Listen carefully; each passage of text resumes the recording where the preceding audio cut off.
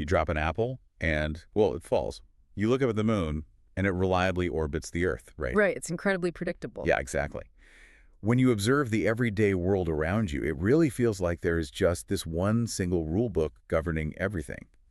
But if you step into the world of theoretical physics, that single rule book is basically torn completely in half. It really is. Mhm. We are looking at a universe that is essentially suffering from a massive split personality. It's a profound scientific identity crisis.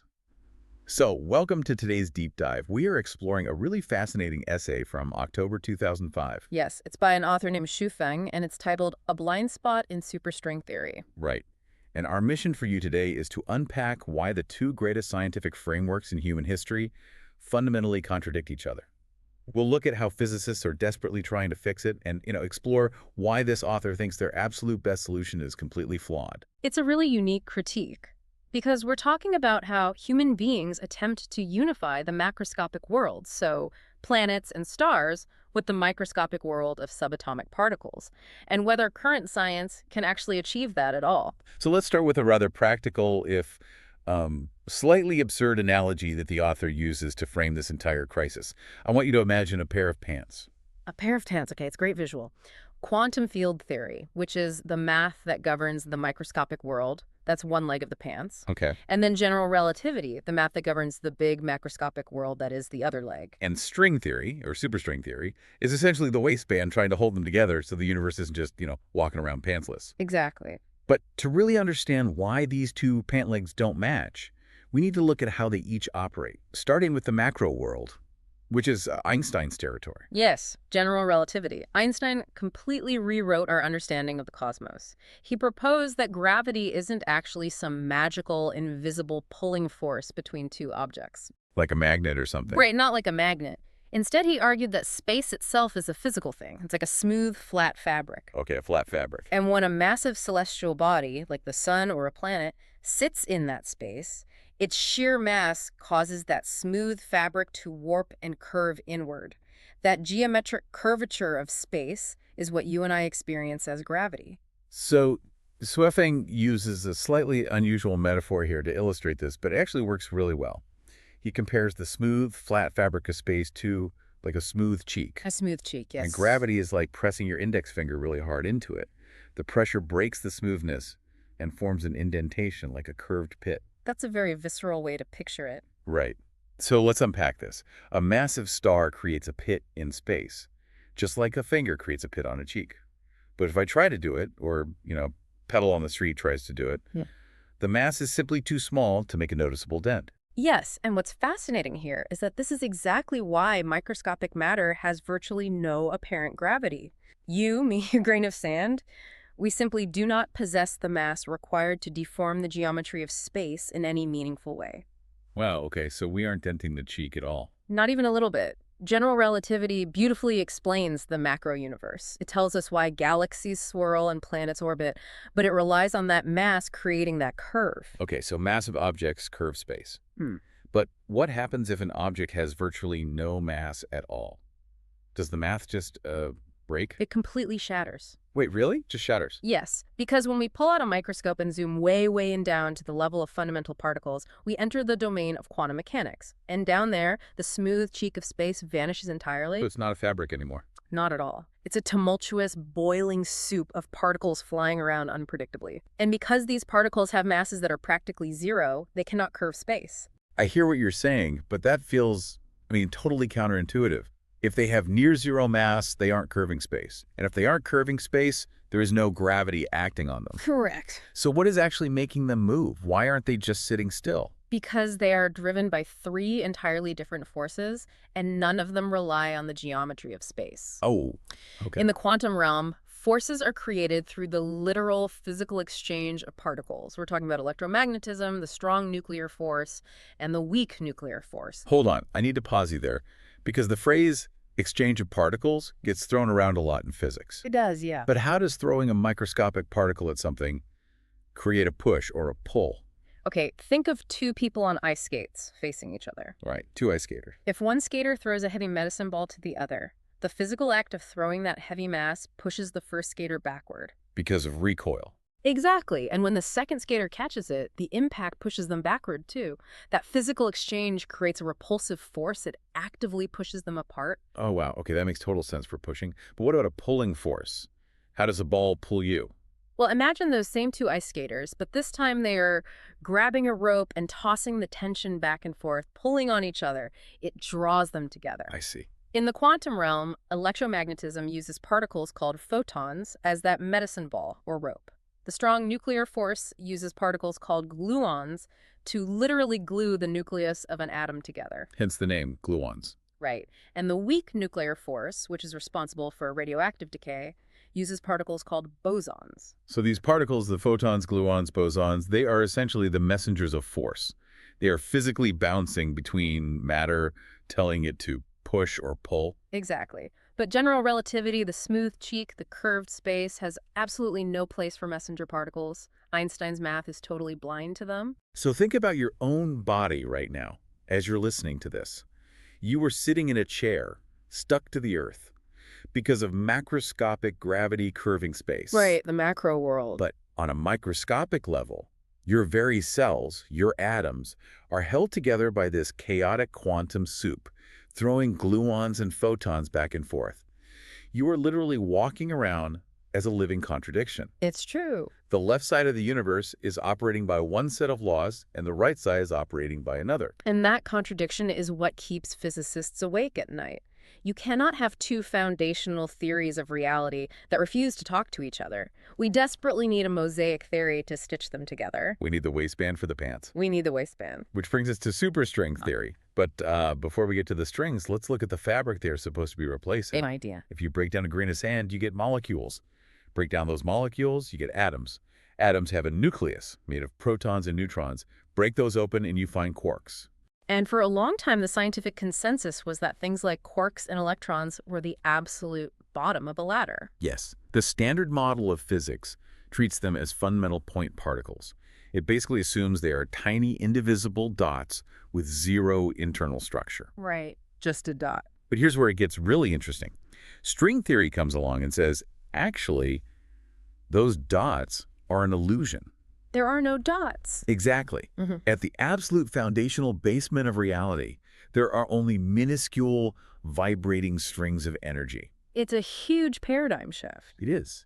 And every different type of particle, a quark, a photon, a gluon, is just a different vibrational state of those strings, like different notes being played on the exact same guitar string. It's a beautiful idea, honestly. It means all matter, all forces are just the music of the universe. It's incredibly elegant. But there is a massive catch, isn't there? There is a very massive catch. The mathematics required to make gravity and quantum mechanics play nicely together on these strings simply doesn't work in our standard three-dimensional space. Right, it falls apart. Yeah. To give these strings enough mathematical room to vibrate in all the necessary ways to produce the particles we see, superstring theory requires them to vibrate in higher dimensions. 10 or even 26 dimensions. 26 dimensions is just absurd. I mean, human intuition completely hits a brick wall at anything past 3 or 4. We can barely navigate a poorly designed shopping mall, let alone conceptualize a 26-dimensional space. It is a massive hurdle for human comprehension, for sure. But the author, Shuofeng, provides a really brilliant analogy here to help us step outside our limited perception. Oh, the ant analogy. Yes, the ant and the elephant. I want you to imagine a tiny ant living its entire life on a perfectly flat, two-dimensional piece of paper. It only knows forward, backward, left, and right. It has no concept whatsoever of up or down. A completely flat existence. Now, this ant is crawling along, and it falls into a shallow pit. It struggles, climbs out, and keeps walking. A long time passes, and it falls into a deep pit. It climbs out again, walks further, and eventually drops into a sand pit. Finally, after escaping the sand, it lands in a mud pit. Poor ant. Right. But to this two-dimensional ant, these 4 distinct hazards, the shallow pit, the deep pit, the sand pit, and the mud pit, are completely random, isolated events. Because from its flat perspective, They are physically miles apart in completely different terrains. It has absolutely no way to see how they could possibly be connected. Exactly. But when we pull back, when we look down from our three-dimensional perspective, it's actually just one elephant. One elephant. Yes, an elephant stopped to eat grass. One foot happened to step on hard ground, leaving the shallow pit. Another foot stepped on soft ground, making the deep pit. The third foot stepped in the sand, and the fourth foot stepped in a puddle, leaving the mud pit. Exactly. It is one single elephant creating four seemingly unrelated phenomena. And in the world of physics, those four pits are our four fundamental forces: gravity, electromagnetism, the strong nuclear force, and the weak nuclear force. Yeah. For decades, physicists have been like that ant on the paper, studying these forces, assuming they are entirely distinct, disconnected rules of nature. String theory is the attempt to see the elephant. By adding these higher dimensions, the math finally unites them into one single animal. Right. But to see the elephant, you have to step out of the flat paper. Schwiffing's text notes that we have to start thinking in higher spaces. We need the third dimension of height and the fourth dimension of time. Which we are somewhat familiar with. Yeah, but the text also introduces specific higher dimensions, like the fifth dimension of, quote, retention information, and the sixth dimension of space movement. Yes, and that is where it gets highly theoretical. Wait, let's unpack that. Retention information and space movement just sound like dense jargon. What do those actually mean in this context? It's a way of mapping reality beyond just physical coordinates. So if the first three dimensions are the physical space you occupy, and the fourth is the time in which you occupy it. Okay, following so far. The fifth dimension retention information can be thought of as the underlying blueprint or the total accumulated data of a system's state. It is the invisible information that dictates how a string should behave. Like the genetic code of the string, telling it what note to play? Very much so. It's the information layer. And the sixth dimension, space movement, involves the actual underlying pathways or the flow of that space itself. Flow of space. Think of it like invisible currents in an ocean. A ship might have its own engines, but it's fundamentally guided by the deeper currents of the water. Space movement maps those underlying flows. Wow. And by accessing these higher dimensional blueprints and currents, string theory mathematically combines general relativity and quantum mechanics. It sounds like the ultimate triumph of human intellect, like the perfect waistband to finally put the pants on. It does seem that way. But this is where the essay takes a massive, really fascinating pivot. Because despite this incredibly sophisticated mathematical architecture, Schulfing looks at string theory and calls it, and this is a direct quote from the text, ridiculous and childish. He does. He argues it has a massive blind spot. He acknowledges the breathtaking mathematical elegance, but he completely attacks its philosophical foundation. It's a very bold claim against the life's work of thousands of brilliant physicists. It's a huge claim. So I have to ask, why childish? If string theory successfully explains all the interactions of the universe through vibrating strings across 26 dimensions, what exactly is the problem? The problem, according to Schwiffing, is that it only explains the interactions. The blind spot the author points out is origin. Origin. Yes. Where did the strings come from? What gave them their initial mass or energy? What plucked the string to start the vibration in the very first place? Ah, I see. It's like finding a beautifully complex, perfectly functioning pocket watch on the ground. Right. You map out every single gear, you write a massive, brilliant equation explaining exactly how the gears turn each other, and then you proudly claim you've solved the entire mystery of the watch, while completely ignoring the existence of the watchmaker. That is the absolute core of Schwiffing's argument. Science is phenomenal at answering what and how. What is a proton made of? Quarks. What is a quark made of? A vibrating string. How do they interact?